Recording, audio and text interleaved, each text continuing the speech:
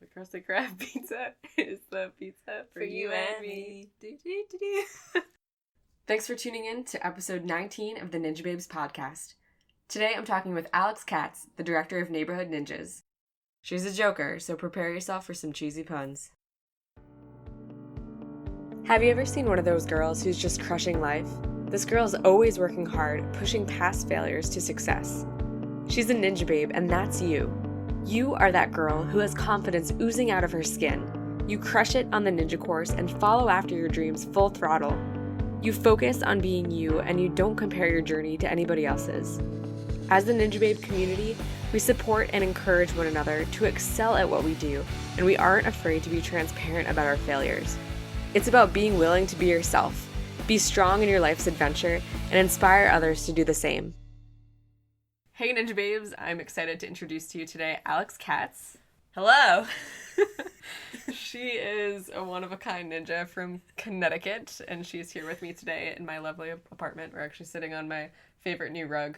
Do you like it? I do. It's very soft. I just have to say, I got this rug a couple weeks ago at Urban Outfitters, and it was priced at like $135, and it was on clearance, and I was like, snap, clearance, like I love deals, I bet it's going to be a good deal, and I brought it to the register thinking it was like going to be $80 or $90, and then when they rang it up, it was literally $40, and I was like, are you kidding me? That's amazing. Yeah, I got a great deal on this little rug. I'm a fan. A+ for bargain shopping. Oh, yeah. Alex. Hey. Alex is a good friend, but she also is an incredible person, and I am excited for all of you to get to know her today. We met last summer at a comp at Real Life Ninja Academy, my home gym. Yes, Real Life Ninja Academy. One of the National Ninja League comps, and it was shortly after that I started the Ninja Babes. And so last summer was just like a very pivotal time in my life, and like all these things were starting at once, and it was really exciting. And so it was the end of July it was previous to that I had the concept and the idea for Ninja Babes, but Ninja Babes actually happened and started and was born the end of July. Then it was the end of July and August that I started making the first Ninja Babe shirts, started to sell them, and then I was so jazzed that you came down from Connecticut to travel with me from Jersey down to Rocky Mount, North Carolina for Ultimate Backyard Warrior. That was last year, Labor Day. And that was super exciting because it's just a crazy competition if anyone has ever been there and knows what Ultimate Backyard Warrior is like. So it was a great competition, but I was super excited because it was really the first time that I publicly was like saying anything to anyone about Ninja Babes. I already had the Instagram going, and like that was happening on social media, but it was the first time that I was approaching people being like, hey, I'm starting this thing called Ninja Babes, and telling people what it was about. And I did the very, very first podcast recordings there in person with Jessica Ebert, T. Jackson, Michelle Warnke, Maggie Thorne, and Jesse Graff. And those were just a blast, and that whole weekend just meant so much to me, and I felt like it was such a pivotal moment in my life. And it was the week of the eclipse. Right? The eclipse was right before that. Yeah. The eclipse, I guess, happened a week or 2 weeks before that. I'd have to look at the calendar. But it was like, it was like all of these things, so many things changed in my life that summer. And like the eclipse just was like part of the whole like transformation of life. Just, it was very like ironic. It's not that I like blame the stars for what happened to me. It's just that it was a very ironic sequence of events. Anyways. So it's like everything just aligned for you in that moment, which is pretty cool. So basically. Stars aligned, your life aligned, it happens. It happens. But yeah, no, that was actually a really pivotal moment for me as well. Like, I'm so happy that we met when we did. So, I mean, you know this, but everyone listening doesn't. So I started ninja training really January of that year, and then per usual, I was out for a couple months because I was injured. So, you know, by the time we had met, I hadn't been doing ninja that long, you know, and everyone had gone to Cleveland to compete for my gym. And so when I came back, I felt like I'd missed so much. And so you were really key for me in really feeling like I'm a part of the ninja community. So that was cool. You know, we met, and then next thing I know, I'm going down to North Carolina for UBW, and I didn't even know what that was, but I was like, I'm going to go, and it's going to be great. And I remember it was raining, and the course was wet, and I was kind of like, oh, I come from OCR. This will be fine. I'm used to wet obstacles, and it was not fine. I slipped, but, you know, and I was really worried about embarrassing myself in front of all these, like, big-name ninjas that I had never met before. But that was when I realized how absolutely caring and supportive this community really is. And it was like nothing I'd ever really experienced. You know, there's these people that I had never met who probably didn't even know who I was, but they somehow in that second learned my name and they're cheering me on and just want to see me succeed. And it was so cool. And it was in that moment where I was just like, yup, ninja, this is it. This is what I'm doing. You know, I want to be a part of this. So that was definitely a big moment for me too. Big events like UBW are such like cool bonding experiences, and I've talked about UBW before on the podcast because it's, well, as I just said, I recorded 5 episodes there last year, but it's just such like a fun thing to like be with such a big community. And it's really out of this community that you started Neighborhood Ninjas. That's true. What is Neighborhood Ninjas? Could you tell us about that? Sure. Neighborhood Ninjas is a not-for-profit organization that provides kids who are low income or in foster care with access and scholarships to ninja gyms in the hopes that, you know, we can help them build confidence, connection, and community. And I say not-for-profit instead of nonprofit only because, you know, we have applied for 501c3 status, but as you probably know, these things take a lot of time, and so that status is still pending. But we really, you know, we operate as a nonprofit and just try to help as many kids as we can. That's awesome. Who else is a part of Neighborhood Ninjas? Is it just you, or? It is not just me. I am very lucky that there are amazing board members who are helping me and supporting this vision. So there's me, obviously, and then we have Sean Darling Hammond and Sarah Lynn Salisbury Jones are kind of the founder, co-presidents of the organization. Really, Sarah Lynn is the founder. This was her baby, and Sean, like I mentioned, is the president. We have Mark, aspiring human Mark, and Mark Antiochia. Correct. And I'm gonna start calling people by their Instagram names, and that's fine. I'll fill in their actual names. I feel like I say names, and then people are like I introduce myself to people, and they're like, "Who are you?" And I'm like, "Runner Chick 14," and they're like, "Oh, okay, got it." So it's so true though. Like I remember people's Instagram names a whole lot better. It's like their actual name is secondary to their social media name. I'm just gonna call you. My name is Kara. My name is Kara. It's so funny, like so often when people are like, oh, what's your IG, like if you're trying to find each other, and they'll be like, my name is Kara, but then they'll be like, but actually what's your name? And I'm like, my name is Kara. And they're like, Kara, that's it? And I'm like, no, my name is Kara. Like, yeah. Quotations. It's funny. It's funny for me because I don't actually even run anymore. So, like, Jane called me out on it this weekend when we were at MLab. She was like, runner chick. Yeah. Do you run? And I was like, I used to sometimes. You do cardio? Ninja chick 14. But yeah, so going back to this lovely board of Neighborhood Ninjas. So, myself, Sarah Lynn Salisbury Jones, Sean Darling Hammond, Mark Antiochia, Clint Sarion, and Shannon Pagliari. So that is our wonderful board of 6. And so I currently am the executive director of Neighborhood Ninjas, but I couldn't do what I do without the support of the rest of them. I think I met the whole Neighborhood Ninjas team this past season of the National Ninja League Finals. Mm-hmm. That was in Atlanta, Georgia. So yeah, that was a lot of fun. Yeah, if anyone was there, actually, if you're a visual learner or memory person like I am, if you went into the vendor room in one of the, like the gymnasium room, the Ninjababes table was there, and to the right was the Neighborhood Ninjas table. They have those bright green t-shirts and tank tops with the blue lettering. There you go. I just helped somebody who's a visual person. Yes, and the bright yellow stress ninja, the ninja stars, the grip warmer uppers that I was juggling, where I did that amazing PSA to get people to come to our table, and I would just juggle them. And good job. Thank you. I try. So what does Neighborhood Ninjas do, and what do you provide? Tell me more. Yeah, so I kind of mentioned a little bit already about how we really want to create a space for kids, right, to have this community and connection with other people. And so really we focus on working with kids who are low income or might be in foster care because we know that they might be lacking key resources or lacking that connection. And so one of the things we do is we raise money to provide scholarships to get these kids into ninja gyms, because we know that over time there's a lot of mentoring that can happen organically. There's a lot of learning, social emotional development, self-esteem. You know, we know from being ninjas how much mental and physical growth happens out there every single day that you're training or you're on a course. And so that's really what we are looking to do for these kids, is to give them that. It's so, so important, you know, to give them that in those formative years before they become old and bitter like me. No, I'm kidding. But so we're really trying to do that. And then one of the other things we're doing right now that I'm really excited about is fundraising for scholarships to the World Championships this year. So as we know, finals will be held in Hartford, Connecticut this year. My home gym is hosting. Hello.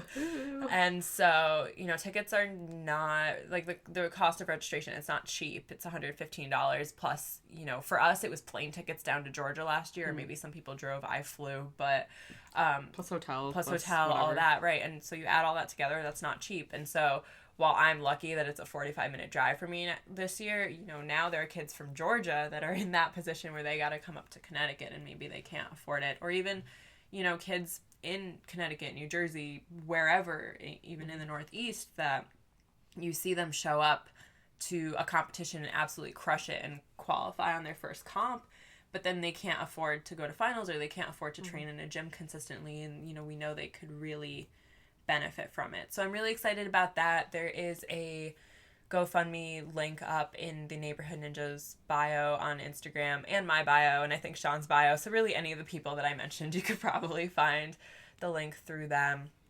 So I'm really excited about that. It's actually mainly going to go to kids, but we are going to offer a handful of scholarships to adults as well. And there's a criteria, I'm sure, for who would qualify. So we do have an application. It is income-based, and we do ask about if there's any extenuating circumstances that we should know about. So let's say based on your income, you wouldn't necessarily qualify for the scholarship, but maybe there's something big, like maybe you just had a house fire. I don't know, hopefully not, right? But something happened where your income says, you know, you should be fine paying for this, but something's going on in your life and we want to be there to help. One of the things that I love about this community, you know, that I was mentioning about UBW is how supportive everybody actually is. And so I think it's so key to be there for each other and be able to support each other and show other people, you know, both in and out of the community, what this community is really about. Absolutely. Yeah. Yeah, I think it's awesome what Neighborhood Ninjas has started, and I'm definitely looking forward to all the events and like things that they have going on this year. And it's cool that the scholarships are happening too, because I think that's a great idea. And I don't think many people really know that that's available. Yeah, we actually just launched that. What was it, this week, last week? I don't even know when I launched it, but I can't keep, we're doing so many things I can't keep track. But my hope is if we raise enough money to be able to continue that through the year, you know, so finals, it's a great event. It's really important for a lot of people to be able to be there. It's, you know, the first time, I mentioned UBW is the first time that I met a lot of big ninjas, but finals was the second time, you know, and so for a lot of these kids, for a lot of people in general, it's a big moment to be able to be there and get a taste of what that's like. So we really want to help. But during the year too, there's so many people, you know, even I talk to on a daily basis where it's like, have you qualified for finals yet? No. Well, what's your next comp? I don't know. I can't afford it. They're expensive, you know, and it happens. And so we really don't want money to be the barrier for anybody, because you grow so much from competitions. You know, I remember my first comp aside from UBW where I went out there and I just fell on the first obstacle, and how many times do we see that happen, right? And you see people get so frustrated because they keep going out early. And somebody told me once that you get better at comps by doing comps. That might have been you. It might have been multiple people. I don't really know. I feel like everyone's told me that at this point, but it's something that I've started telling other people too now, because it's so true. Like, you could do something all day long in the gym and then you get to a comp and it doesn't translate, and you're kind of just like, what happened? And you start doubting yourself, and it's just different. You know, and then I feel like I grow in a different way every time I get out on the course versus getting out there in the gym. And I want as many people to be able to have that experience as possible. Oh, definitely. And even just aside from like the actual competing and actually doing the obstacles, there's something really unique about you stepping out in front of everybody and everyone's screaming your name. Suddenly, like, everyone's focused on you, and that might feel like a lot of pressure to some people. And it can be nerve-wracking, but it's also like, wow, everyone is expecting something of me of value right now. Like, people are looking to me and cheering for me. People are, like, giving me the spotlight for a second, and maybe you never experienced that in any other area of life. So it's just an opportunity to, like, know what it feels like to have some sort of a stage for yourself. Definitely. And it's, you know, there's a lot that happens, I think, inside of your mind beyond just, like, the actual ninja competition, like that self-confidence of just like, I can stand here and be important. And for like, especially for a kid who's maybe never felt that before, like it can be very impactful. Absolutely. I want to talk more about events that are coming up, but are there other ways that people can support or like donate to Neighborhood Ninjas besides just like attending an event? Sure. So we do have that GoFundMe link that I mentioned for the NNL final scholarship. So donating to that would be huge. There's also a donate button on our actual website, so people can go there. It's www.neighborhoodninjas.org. Click donate, and you can donate through there. If you are a gym owner, or maybe not a gym owner, but you have some good idea about a partnership, you could definitely send me an email at info@neighborhoodninjas.org, or send me a DM on Instagram or Facebook, or if you have my number, feel free to text it. I don't know who you are, who's listening right now. Just anything that you think, you know, I'm totally open to ideas. We are actually looking for more gym partners to run our programs, and I can talk more about what we're offering. But if you're looking to partner in any way, if you're looking to fundraise for us anyway, you know, we do have 2 community days coming up that I can talk more about, but those are a great way to bring the whole community together while also fundraising for a great cause, which is our organization. And so we're getting more and more interest from gyms about hosting a community day, so if anyone's interested in that. Earlier in January, this past January, I was a part of that first Neighborhood Ninjas event at Movement Lab in Hainesport, New Jersey, and that was a ton of fun, and it was just really cool to see so many, you know, competitive and like pro level ninjas coming to support kids and run the competitions with them. And there was like the blindfolded ninja walk like comp, and that was ridiculous. All the games, we're doing that again this year. There were so many cool games that I had a blast, and like the day went by so fast. Like the hula hoop game, that was super fun, and the kids were so into it, and it was just a great day. Yeah, and actually we still have kids talking about it. So this is our second event that's going to be at MLab, and up until we decided that we were going to do this again, we had kids asking when it was going to happen. I think I actually posted something on Instagram one day for a Throwback Thursday to our first event, and all of a sudden I got all these comments like, this was amazing, when are we doing this again? And when I was at MLab this past weekend, I had parents coming up to me saying, you know, we love what you do. We loved the event last year. We're going to be there this year. Or if they couldn't make it this year, you know, how do we support? How do we donate? When are you doing it again? We're so sad we're missing it, which is just great because it's been, you know, almost a year, and it shows that it left an impact. All the games that you mentioned are happening again this year. So we do have really fun games, and we pair the kids with actual big name ninjas, you know, so we had Sean Darling Hammond flew out for it. Jamie Ron was there, Rachel Goldstein, Najee Richardson, like all these big people where the kids were just completely I don't want to say starstruck, but you know, they were really excited that they had these people that they idolized that were there and literally helping them overcome obstacles. Right. I think the unique thing about these events was it wasn't just like we were running a comp and kids came to watch, or you know, the kids were doing a comp and they were being coached by a big name ninja. It was like we were playing these fun games together and like just like really goofing around and like having a bonding day. Yeah. Totally. So I think that was really great for a lot of the kids because it really made them feel like they were part of something bigger. And so we are doing all of those games again. And then this year, actually, for Movement Lab, instead of holding a competition, we're doing a skills comp, which a lot of the kids are excited about. I guess this is something that they do regularly at Movement Lab.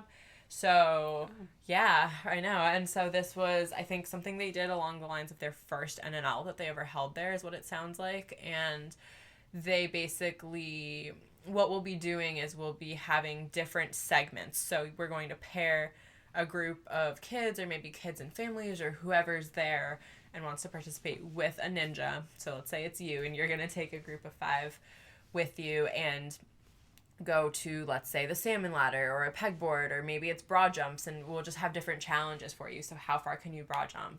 You know, like it's like field day in elementary school.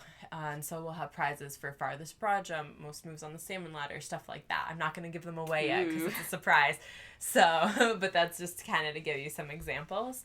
And it's a lot of fun. 8 feet? 8 feet. I think that was 8 foot what? Lache? Broad jump? Lache. No. How far I can run away. I think the last time I measured broad jump was 8 feet, but... That's pretty impressive. Is it? Because I had no frame of reference. We're going to basically have everything set up to age-appropriate levels. So, depending on who's in what age group, because we're going to split it up and have a bunch of different options going, right? Because we might have kids who are 5 and we might have kids who are 15, and then there's adults, you know, whoever's going to be there. So because we have some parents who want to participate who have never done ninja before, which is another really great thing about these community day events. I feel like a lot of times people watch us do things and they either think it looks really easy when it's not, or they think it looks really hard, which, I mean, they're not wrong about that, but they say, you know, oh, I could never try that, I could never do that. I see that a lot when I'm working birthday parties, you know, and then actually getting them out there and getting them to try it. And I love when you end up seeing the families of ninjas, like one person starts doing it. You know, Clint's family is a great example where it's become a family event, and so if we can help families bond, that's also really great. Oh, absolutely. So we're going to do the games, we'll do the comp, and then we'll have open gym at the end. Okay. So this is December 2nd? December 22nd at Movement Lab in Hainesport, New Jersey from 4 p.m. to 10 p.m. So like I said, the last hour is just going to be open gym. So I know it's kind of late, so if you need to leave, you know, a little bit early, you'll be done with most of the big stuff by then. And people can sign up through the Neighborhood Ninjas site or MLab or? So there is an Eventbrite link for it, so you can sign up on there. It should be on the Neighborhood Ninjas site. Yeah, so you can sign up through the Neighborhood Ninjas site and through MLab, or you can message me on any of the social media platforms or email, and I can send you the link if you can't find it. Yeah. We do ask that people sign up in advance so that we can get a head count for the day, and you know, we're going to get some prizes, and we need to kind of figure out how many groups we're going to have and all of that. And then are there any other events coming up? Yeah.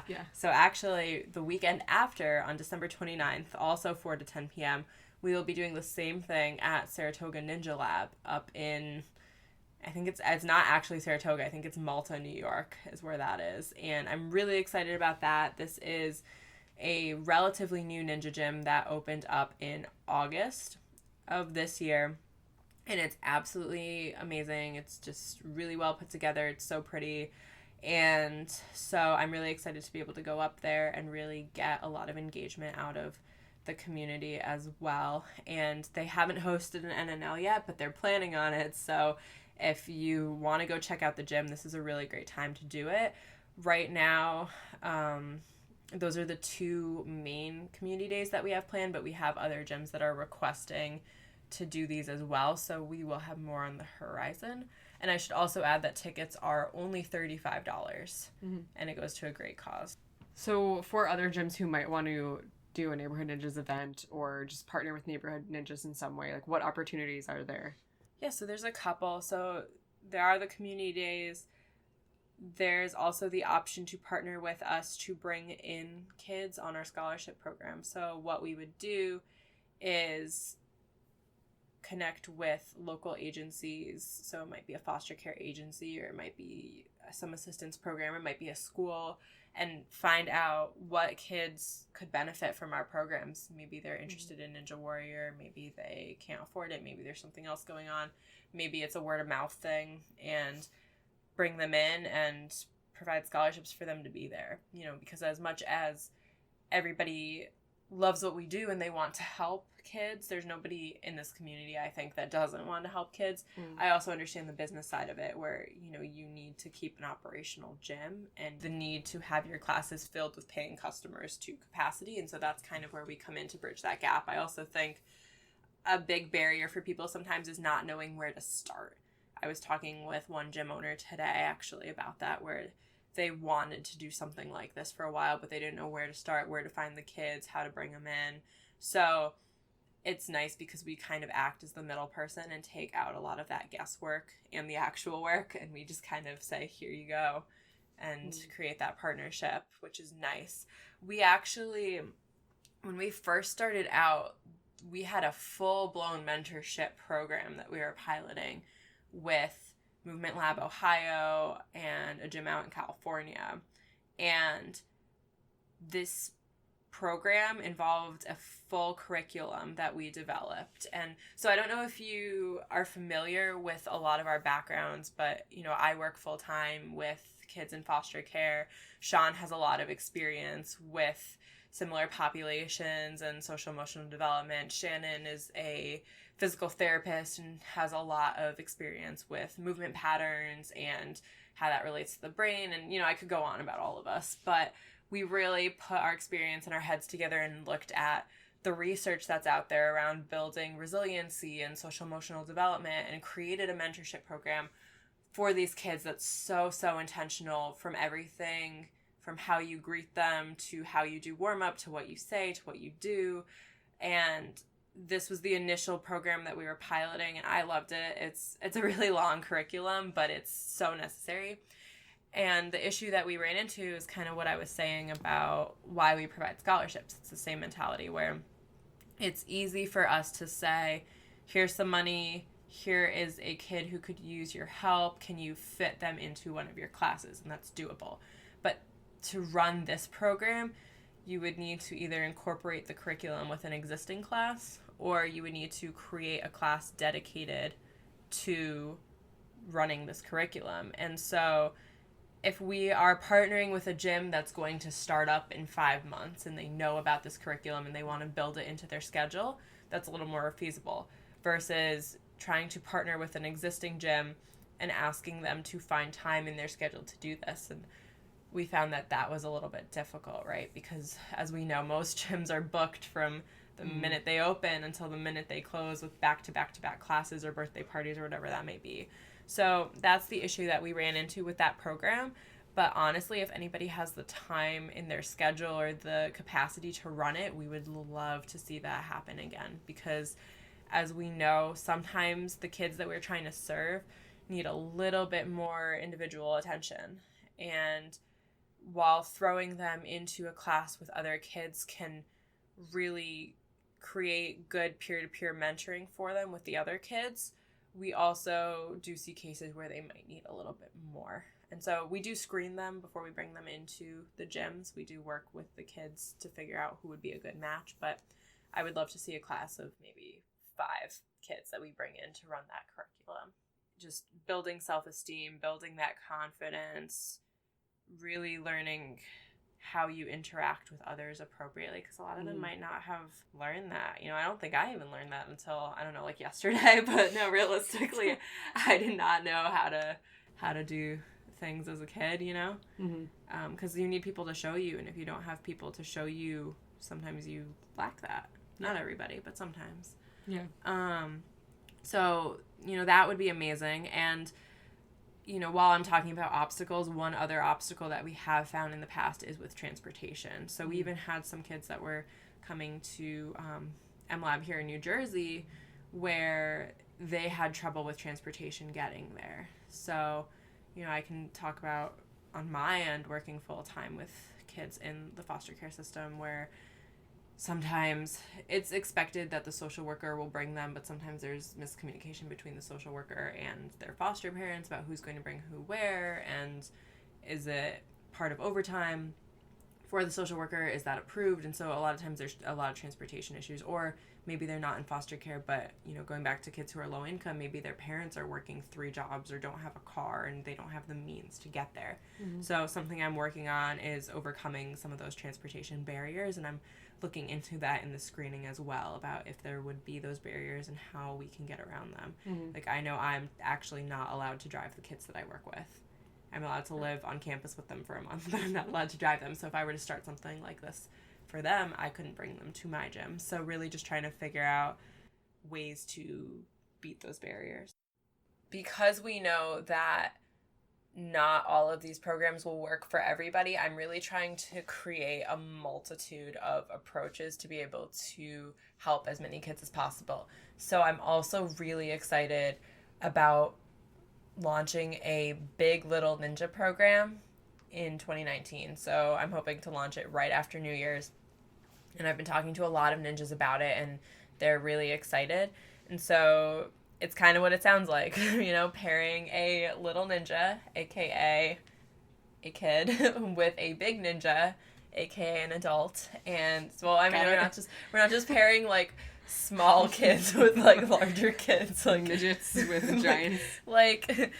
And what I'm really hoping to do with this is to have the kids be able to have a point person, like a mentor that they know that they can turn to.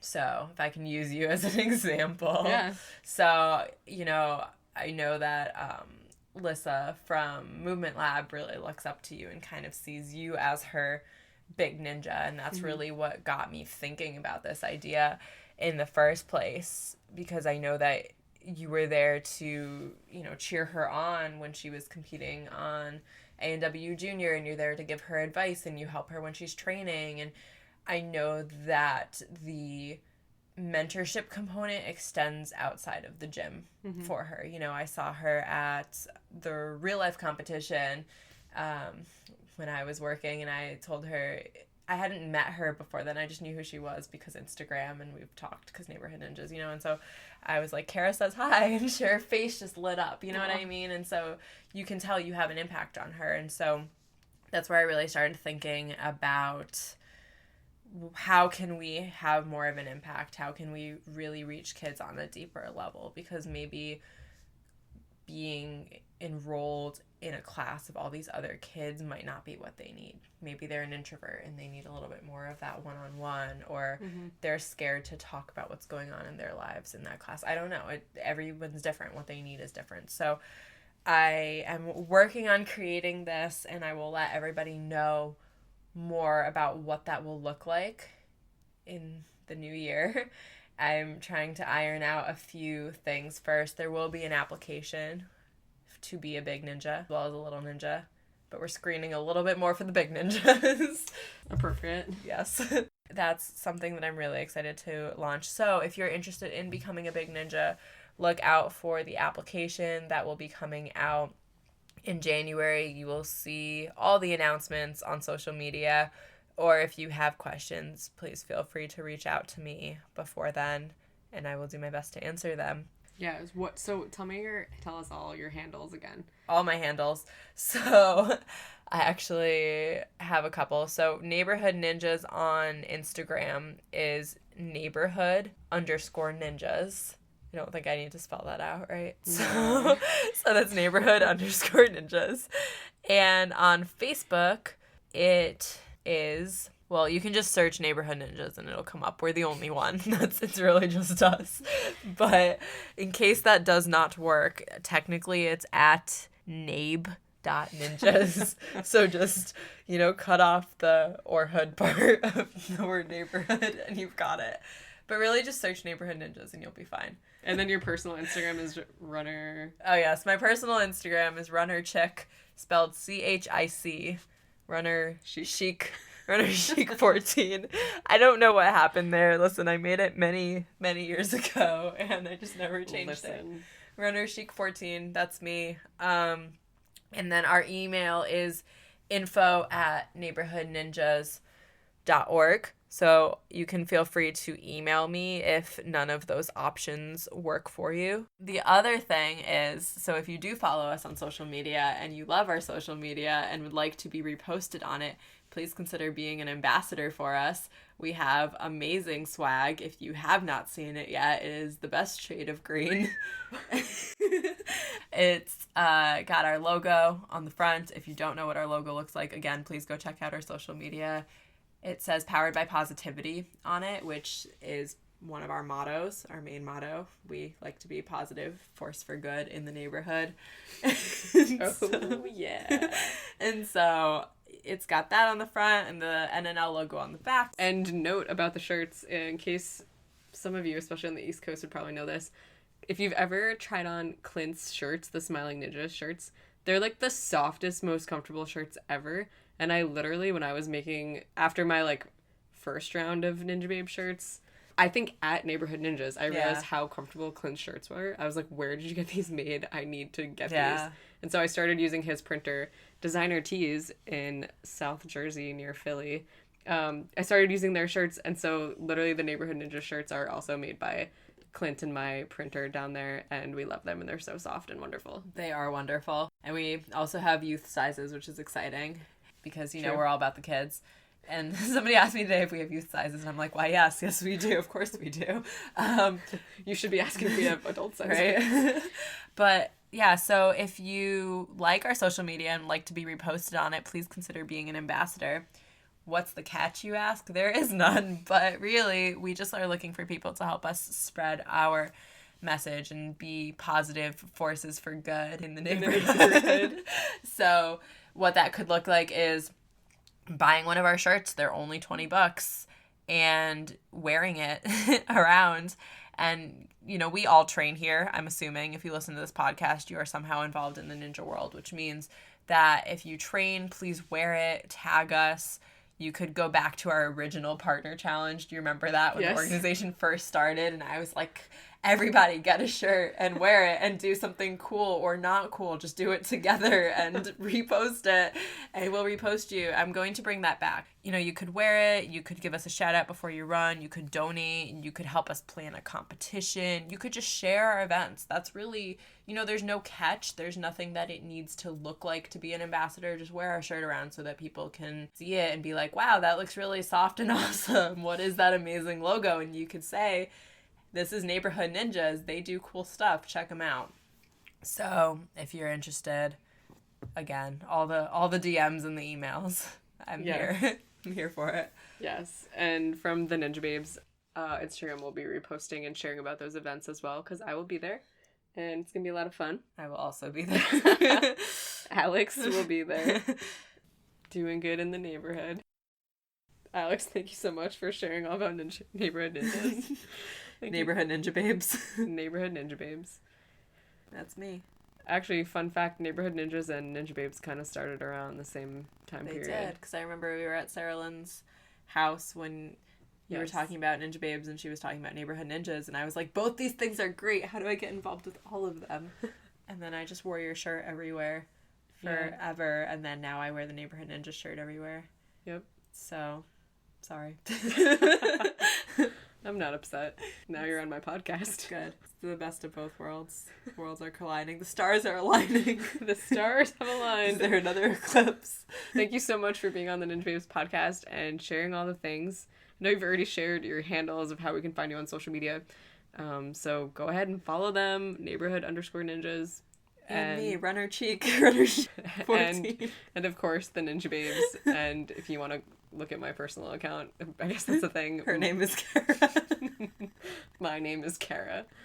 Also, fun fact, there's a lot of new Ninja Babes merch out. I have a slew of new hats. They're fresh. They're a fresh batch. A few new tank tops and some new kids shirts. So be looking forward to all that stuff being up on the website soon. Also have some rumored new longer sleeved items that I don't actually want to say too much about, but those are coming soon too. So rumored. The rumors are true. So yeah, thanks for listening.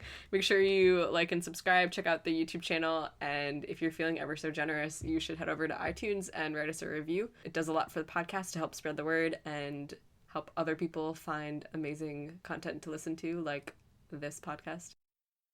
Over and out. Bye. Later. So you can run away now or keep listening for bad jokes, brought to you by Alex Katz. So do you have any puns for us right now? You mean like the one I just made before we started this podcast where you were like make sure you're not rushing through it when you're talking, and I was like, but I'm always rushing. So if y'all don't know, I'm Russian, obviously. So that was a thing that happened. And then I said So then I said, but I might be Russian because I'm really tired and I want to take a cat nap. Get it? That's not funny. Yes. Alex Katz for you people. Alex Katz. Let's give it up. Crusty Crab Pizza is the pizza for you and me. Neighborhood Ninjas is the ninja for you and me. Be strong, be you, be a ninja babe.